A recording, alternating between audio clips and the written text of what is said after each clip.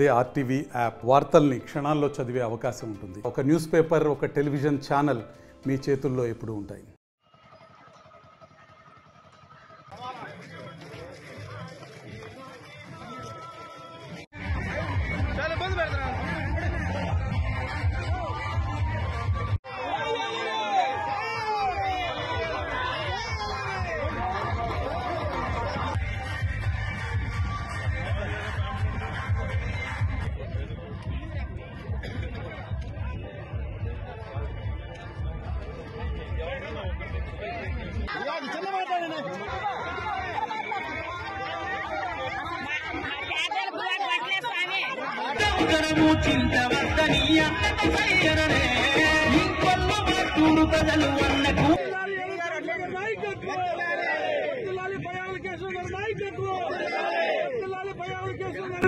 ఈరోజు అప్పు పుడుతోంది అనంటే కేవలం చంద్రబాబు నాయుడు గారి మొహం చూసి ఈ రాష్ట్రానికి అప్పు పుడుతోంది అనేటువంటిది చెప్తా ఉన్నాను నేను.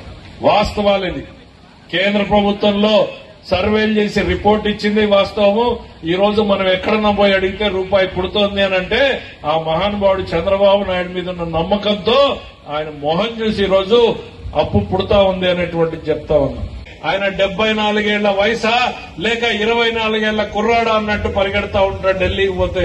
పొద్దున 8 గంటలకు ఆయన ఢిల్లీలో కార్యక్రమం మొదలు పెడితే ఇదంతా బహిరంగ రహస్యమే. రోజుకి 7 మంది 8 మంది మంత్రుల్ని కలుస్తాడు ఆయన. ఒక్కొక్క మంత్రితో గంట సేపు వేసుకుంటే ఆయన కార్యక్రమం అయిపోయేటప్పటికే రాత్రి 9 గంటలు వచ్చి మళ్లీ కూర్చొని ఈ రోజు ఏం చేశాం, రేపు ఏం చేయాలి అని ఆలోచన చేస్తాడు. అంతటి తపన పడేటువంటి నాయకుడు ఉండడం ఈ రాష్ట్రం చేసుకున్నటువంటి అదృష్టం. మీరందరూ చూపినటువంటి అభిమానం మన పిల్లలకు రేపు ఉపయోగపడుతుంది అనేటువంటిది నేను తెలియజేస్తా ఉన్నాం. మరిన్ని వీడియోస్ కోసం ఛానల్ ని సబ్స్క్రైబ్ చేయండి. లేటెస్ట్ అప్డేట్స్ కోసం వాట్సాప్ ఛానల్ ని ఫాలో అవ్వండి. ఆ లింక్ డిస్క్రిప్షన్ లో ఉంది.